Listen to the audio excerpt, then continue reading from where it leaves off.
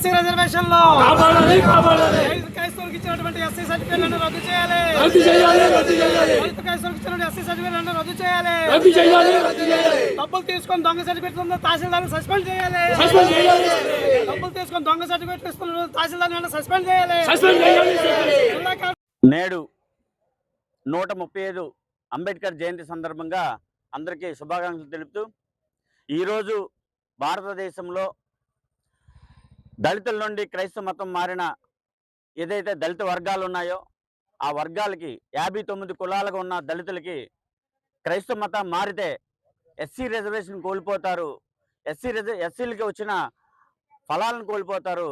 వాళ్ళకి రాజ్యాంగపరమైన రక్షణను కోల్పోతారని ఉన్నత న్యాయస్థానాలు ఇచ్చిన తీర్పుని ఏదైతే మద్రాస్ హైకోర్టు కానీ ఆంధ్రప్రదేశ్ హైకోర్టు కానీ ఉన్నత న్యాయస్థానమైన దేశానికి ఉన్నత న్యాయాధిపతులు ఉన్న సుప్రీంకోర్టు కానీ ఈరోజు దళిత క్రైస్తవులు ఎవరైతే ఉన్నారో దళితుల నుండి మతం మారిన వారు ఎవరైతే ఉన్నారో వారికి ఎస్సీ హోదా చెల్లదని తీర్పుని ఇచ్చిన నేడు ఆ తీర్పుని ఈరోజు అమలు చేయవలసిన ఎవరైతే రెవెన్యూ వ్యవస్థ ఉందో ఏదైతే జిల్లా కలెక్టర్ ఆధీనంలో ఉందో జిల్లా కలెక్టర్ గారు ఈరోజు ఆ తీర్పుల్ని అమలు చేయకుండా నిర్లక్ష్యం చేయడం వల్ల ఈరోజు సంబంధిత మినిమం దర్యాప్తు ఏదైతే చేయాలో ఎస్సీ కుల ధృవీకరణ పత్రాలు ఇచ్చినప్పుడు మినిమం విఆర్ఓ ఒక దర్యాప్తు అధికారిగా ఉంటారు. ఆయన ఈరోజు ఏదో అంగట్లో సరుకులాగా ఎస్సీ కుల ధృవీకరణ పత్రాలని ప్రతి క్రైస్తవుడికి కూడా ఈరోజు చాలామంది క్రైస్తవ మతం తీసుకొని హిందూగా చాలామంది అవుతూ హిందూ సర్టిఫికేట్ల మీద ఒక ఐఏఎస్ అవ్వకూడదు, ఒక ఐపీఎస్ అయ్యాడు. ఈరోజు ఒక ఎంఆర్ఓ స్థాయి నుంచి కింద స్థాయి వరకు ఉద్యోగులందరూ కూడా చాలామంది హిందువులుగా చాలామంది అవుతూ క్రైస్తవ మతం తీసుకొని క్రైస్తవ మతాచారాలు పాటిస్తున్న వ్యక్తులు వీళ్ళంతా. దాని మూలంగా ఏంటంటే నిజమైన ఈ దేశంలో మేమంతా కూడా మా జాతి ఏదో దళితులు ఉన్నారో హిందువులుగా జీవన విధానం కొనసాగుతున్న వ్యక్తులు ఉన్నారో వీరంతా కూడా ఈరోజు పండుగల నుంచి హిందూ సాంప్రదాయాలను పాటిస్తూ ఎన్నో అవమానాలకు గురవుతూ గ్రామీణ ప్రాంతాల్లో ఇంకా బ్రతుకుతున్న వారికి ఈరోజు రాజ్యాంగం స్ఫూర్తిని రాజ్యాంగం ద్వారా వచ్చిన హక్కుల్ని పొందలేకపోతున్నాం. ఈరోజు మా పిల్లలు ఉద్యోగాలు చదివినా ఎంటెక్లు చదివినా బీటెక్లు చదివినా ఇంజనీరింగ్ చదివినా ఈ హిందువులుగా కొనసాగుతున్న పిల్లలు ఇంకా ప్రైవేట్ కంపెనీలో 10,000కి 15,000కి జీతాలు తీసుకుంటున్నారు. ఈరోజు చాలా మంది ఈరోజు మతపరమైన వ్యవస్థకు గురవుతాం. చాలా మంది దళిత వాడల్లో ఎక్కువ శాతం క్రైస్తవులు ఉండడం వల్ల హిందువులుగా మా యొక్క కుటుంబాల మీద దాడులు చేస్తున్నారు. మా కుటుంబాలని అవమానం చేస్తున్నారు. ఈరోజు హిందువులుగా ఉన్న మా కుటుంబాలని మతపరమైన వ్యవస్థకు గురి చేస్తున్నారు. ఈరోజు ఒకప్పుడు దళితుల్ని దూరం పెట్టిన అగ్రకులాలు ఎవరైతే ఉన్నారో ఆ కులాలకు సంబంధించిన ఆ యొక్క బానిసత్వాన్ని కానీ అంటరానితనాన్ని కానీ ఆ వివక్షతని కానీ మేము అనుభవించాం. కానీ నేడు మా గ్రామంలోనే మా పేటలో ఉన్న చాలా మంది మాలా మాదిగా రెల్లి సంబంధించిన హిందువులు ఈరోజు మతపరమైన క్రైస్తవులు ఎవరైతే ఉన్నారో వాళ్ళ దగ్గర నుంచి మతపరమైన వివక్షకు మేము గురవుతున్నాం. ఈరోజు మా పిల్లలు చేసుకోరు, వాళ్ళ పిల్లలు మాకు ఎవరు ఏమనంటే మీరు కూడా బాప్తిజం తీసుకోండి, మీరు కూడా యేసు నమ్ముకుంటే కానీ మేము మీ దగ్గర రానేము, మేము మా సంఘంలో మేము చేర్చుకోమని చెప్పేసి ఒక చర్చిన దగ్గర నుండి ఈరోజు పుట్టిన దగ్గర నుంచి చావు వరకు కూడా మమ్మల్ని మతపరమైన వ్యవస్థకి ఈ క్రైస్తవ మతం మారిన వాళ్ళు ఈరోజు గురి చేస్తున్నారు.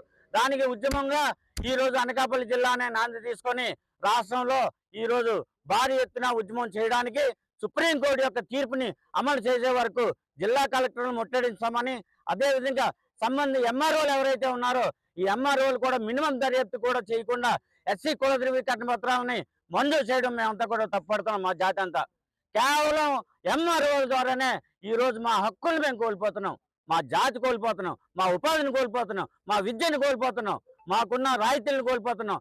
చివరికి ఎస్సీ ఎస్టీ చట్టాలను కూడా ఈరోజు మేము పొందలేకపోతున్నాం. కారణం ఏంటంటే ఈ క్రైస్తవులు మతం మారిన క్రైస్తవులంతా కూడా ఈ తప్పుడు ఎస్సీ ఎస్టీ కేసులను బనాయించి లాస్ట్గా అన్ని కూడా వీగిపోతున్నాయి.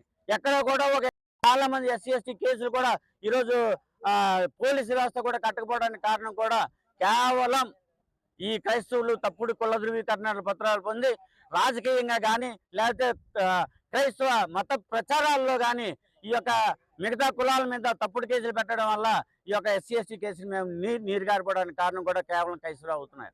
కాబట్టి దయచేసి ఈరోజు ప్రభుత్వాన్ని కూడా నారా లోకేష్ గారిని కానీ, పవన్ కళ్యాణ్ గారిని కానీ, చంద్రబాబు నాయుడు గారిని మేమంతా విజ్ఞప్తి చేసింది అంటే, ఏదైతే సుప్రీంకోర్టు తీర్పుని గతంలో వర్గీకరణ రూపంలో మీరు హడావిడి చేసి ఈరోజు రాష్ట్రంలో వర్గీకరణ చేశారో దాన్ని మేము గౌరవిస్తున్నాం.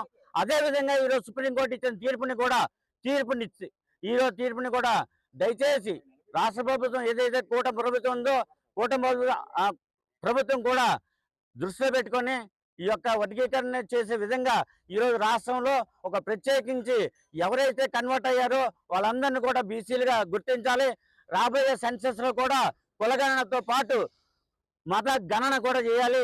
ఎవరైతే క్రైస్తవులు ఉన్నారో ఎన్ని చర్చలు ఉన్నాయో, అనుమతి లేని ఎన్ని చర్చలు ఉన్నాయో ఆ చర్చలను కూడా తొలగించాలి. దూర ప్రాంతాల నుంచి ఎక్కడెక్కడి నుంచి వచ్చిన చాలా మంది పాస్టర్లు మాకు ఒకే గ్రామంలో ఉంటూ ఒకే వీధిలో ఉన్న మాకు మతపరమైన గొడవలు చేస్తున్నారు, మతపరమైన చిచ్చులు పెడుతున్నారు ఈ పాస్టర్లంతా. దయచేసి అలాంటి పాస్టర్లపై చర్యలు తీసుకోవాలి. అనుమతులు లేని చర్చలు కూడా తొలగించాలి. మా యొక్క రాజ్యాంగం ద్వారా మాకు వచ్చిన హక్కుల్ని దయచేసి పరిరక్షించాలని కూటమి ప్రభుత్వానికి ఈ యొక్క హిందూ షెడ్యూల్ కులాల పరిరక్షణ సమితి నుంచి మేము విన్నవించుకుంటున్నాము. జై భీమ్.